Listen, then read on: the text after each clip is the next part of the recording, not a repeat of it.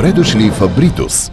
Тук на 2 км от Разград, като с машина на времето ще се върнете 2000-летия назад, на място създадено от римляните като важно стратегическо селище.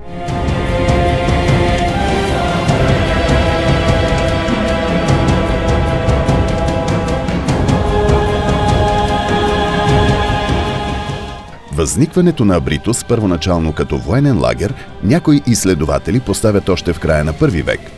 Най-късно в 78 година в Мизия е била настанена втора кохорта Луцензиум, чийто лагер се предполага, че е бил при Абритус.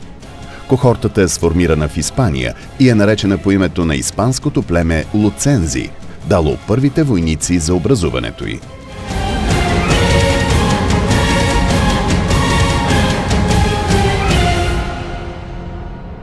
Един епиграфски паметник от II век от Абритус свидетелства за присъствието тук на втора кохорта Луцензиум.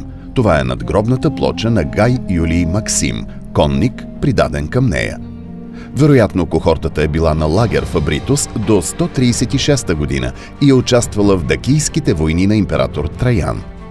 След 136 година тя вече е била на гарнизон в Кабиле, в провинция Тракия. Префект на втора кохорта Луцензиум през периода 128-136 година е бил Публий Балбус.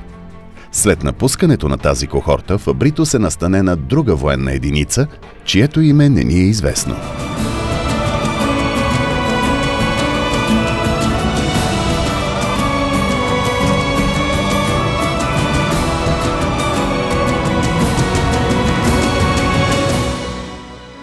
За това, че Абритус е бил кастел, намиращ се в провинция Долна Мизия, узнаваме от един надпис, датиран от края на III век от град Аквилея, северна Италия, където е бил погребан един центурион от 11-ти Клавдиев легион, роден в Долна Мизия, в кастела на абритците. През ранновизантийската епоха Абритус вече се споменава като град Цивитас. Най-ранните известни и датирани епиграфски паметници от Абритус са от времето на император Антонин Пий, фрагментиран надпис от 139 година, в който се споменават римските граждани и заселници. Надпис, поставен от Юлий Крас, провинциален управител на Долна Мизия през 140-142 година или 146-148 година, и Варовиков жертвеник, посветен на бог Херкулес от времето на император Септимий Север.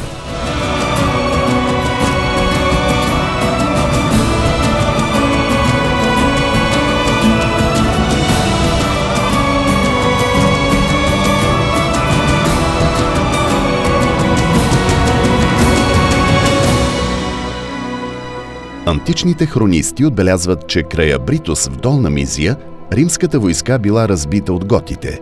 През юни 251 година, в близост до ранното римско селище в местността Форум Семпроний, император Траян Деций води голямо сражение с готите и загива заедно с сина си Херений Етруск.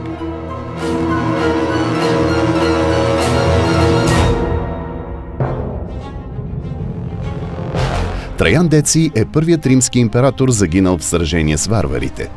Началото на IV век при император Константин Велики и неговите синове, на височината западно от цивилното селище и на завоя на река Бели Лом, започва изграждането на голяма крепост, в която са заселени като федерати варварски племена. Крепостта е разрушавана по време на Готската война 376-378 година, при хунското нашествие 447 година и при варварски нашествия в края на V век, след което е възстановявана.